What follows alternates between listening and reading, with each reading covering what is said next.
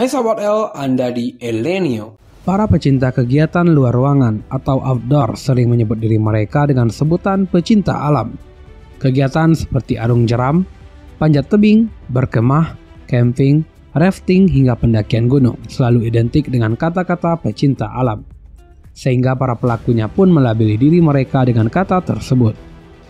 Di era 2000-an ke atas, pendaki gunung menjadi primadona baru dalam kegiatan outdoor ini. Kegiatan yang satu ini mengalami perkembangan pesat dalam 20 tahun terakhir.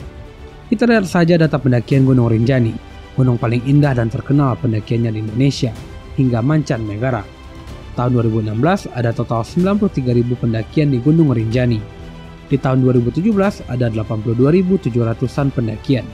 Dan di tahun 2018 ada 46.700-an pendakian. Gunung lain yang cukup menarik minat untuk mendaki gunung adalah Gunung Semeru. Pada tahun 2016 tercatat ada 155.000 pengunjung di Taman Nasional Bromo Tengger Semeru. Di tahun 2017 naik menjadi 183.000 dan di tahun 2018 kembali naik menjadi 286.000 pengunjung. Juga gunung-gunung lainnya seperti Gunung Selamet, Gunung Merbabu, Gunung Kerinci dan gunung-gunung lainnya memiliki catatan pendaki per tahun dari jumlah ribuan hingga puluhan ribu. Terutama sebelum pandemi datang dan membatasi kegiatan masyarakat. Apalagi pada momen-momen tertentu seperti hari kemerdekaan dan tahun baru. Bisa ada ribuan hingga puluhan ribu orang di puncak gunung dalam waktu yang sama. Puncak gunung yang kita pikir sepi bisa menjadi lebih ramai dari pasar pada momen-momen tersebut. Mereka merayakan momen-momen tersebut dengan penuh kebanggaan. Mendaki gunung sudah menjadi hobi banyak orang, bahkan sudah seperti candu. Saat selesai mendaki di suatu gunung, serasa ada panggilan lagi untuk mendaki gunung lainnya. Mendaki gunung lagi, dan lagi. Kita mungkin memiliki teman yang demikian, hingga label pecinta alam itu benar-benar melekat di diri mereka. Namun benarkah label itu pantas dicap kepada mereka? Apakah label tersebut benar-benar telah sesuai dengan tingkah mereka?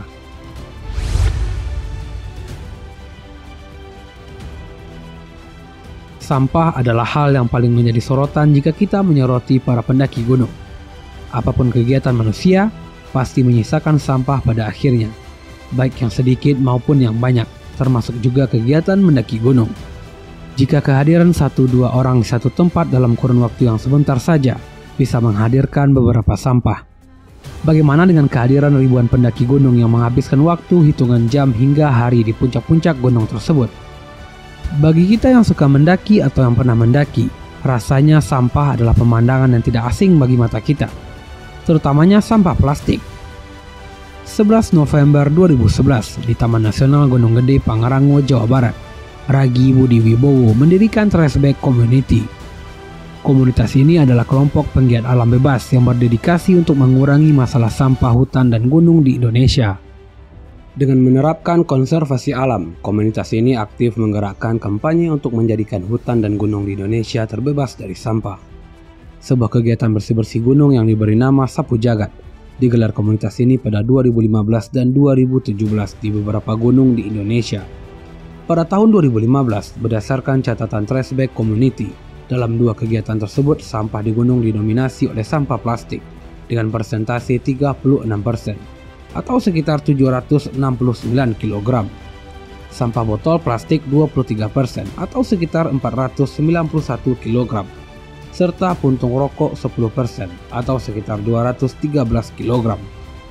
Dari kegiatan itu juga dikumpulkan 2,4 ton sampah atau lebih kurang 600 kantong sampah dari 15 gunung di Indonesia. Di tahun 2017, Traceback Community melakukan kegiatan sapu jagat di 17 gunung di Indonesia. Hasilnya, Traceback Community mencatat sebagian besar sampah yang dihasilkan berupa sampah plastik 37%, botol plastik 15%, kain 10%, kaleng 8%, tisu basah 8%, beling 6%, puntung rokok 4%, dan sampah jenis lainnya. Jika ditotal, ada 3,3 ton sampah yang diturunkan dari 17 gunung itu. Dengan jumlah sampah terbesar berasal dari Gunung Salak sebesar 696 kg sampah, Gunung Pulau Sari sebesar 324 kg sampah, dan Gunung Talang sebesar 301,5 kg sampah. Di tahun yang sama, Balai Besar Taman Nasional Gunung Gede Pangrango yang bekerja sama dengan beberapa pihak melakukan operasi bersih gunung di Gunung Pangrango dan berhasil menurunkan hampir 1 ton sampah. Itulah potret nyata gunung kita di Indonesia. Sampah-sampah yang ikut menggunung tinggi di puncak gunung yang tinggi, merusak alam dan ekosistem di gunung.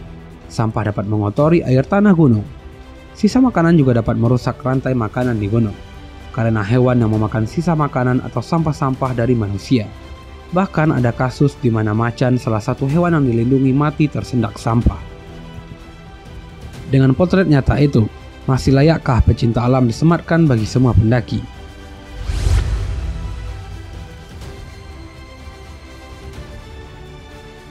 Pemandangan lain yang sudah menjadi biasa saat kita di puncak gunung adalah coret-coretan tak jelas di batu-batu yang ada di puncak gunung. Aksi vandalisme sangat mengotori gunung-gunung kita. Coret-coretan tak jelas dengan berbagai nama benar-benar merusak suasana di puncak gunung. Entah itu coretan yang menuliskan nama, asal daerah pendaki, tanggal mendaki, ungkapan cinta, dan lainnya. Katanya itu sebagai pengingat jika mereka kembali lagi ke gunung itu. Tapi itu benar-benar merusak dan mengganggu pendaki lainnya. Suasana asli gunung yang indah menjadi tercoreng oleh coret-coretan tak jelas tersebut. Aksi vandalisme adalah cara menunjukkan eksistensi pendaki yang salah. Apapun alasannya, tindakan ini tidak bisa dibenarkan. Pihak-pihak pengelola wisata pendakian sudah banyak memasang himbauan, peringatan dan larangan agar tidak melakukan vandalisme di puncak gunung. Namun tetap saja masih banyak para pendaki yang melakukannya dan tidak sadar akan pentingnya menjaga keasrian alam. Sampai saat ini pun belum ada solusi yang tepat untuk mencegah tindakan tak beradab ini. Kegiatan penjaga pintu pendakian yang melakukan pemeriksaan barang pendaki sebelum memberi izin pendaki juga tidak efektif, karena banyaknya jumlah pendaki sehingga tidak memungkinkan untuk memeriksa semua carrier pendaki. Sehingga tetap banyak juga cat semprot atau stiker yang lolos ke puncak gunung. Tindakan buruk pendaki lainnya adalah membawa bunga edelweiss dari puncak gunung. Padahal bunga itu termasuk ke dalam bunga yang dilindungi. Sesuai Undang-Undang Nomor 5 Tahun 1990 Pasal 40 Ayat 2, maka akan dipidana penjara paling lama 10 tahun dan denda paling banyak 200 juta rupiah. Namun tetap saja banyak kecolongan yang terjadi. Banyak pendaki yang tetap mengambil bunga edelweiss di puncak gunung, baik untuk koleksi, hadiah, buah tangan atau lainnya. Namun tetap saja tindakan ini tidak bisa dibenarkan apapun alasannya. Nah, buat Sobat L yang suka mendaki gunung, jangan sampai melakukan tindakan-tindakan buruk ini ya. Tetap jaga kebersihan dan tunjukkan bahwa kita adalah pecinta alam sebenarnya. Bukan ngaku-ngaku pecinta alam, tapi kerjaannya menumpuk sampah di gunung, mencoret-coret bebatuan gunung dan merusak pemandangan, atau juga mengambil bunga edelweiss yang dilindungi karena kelangkaannya.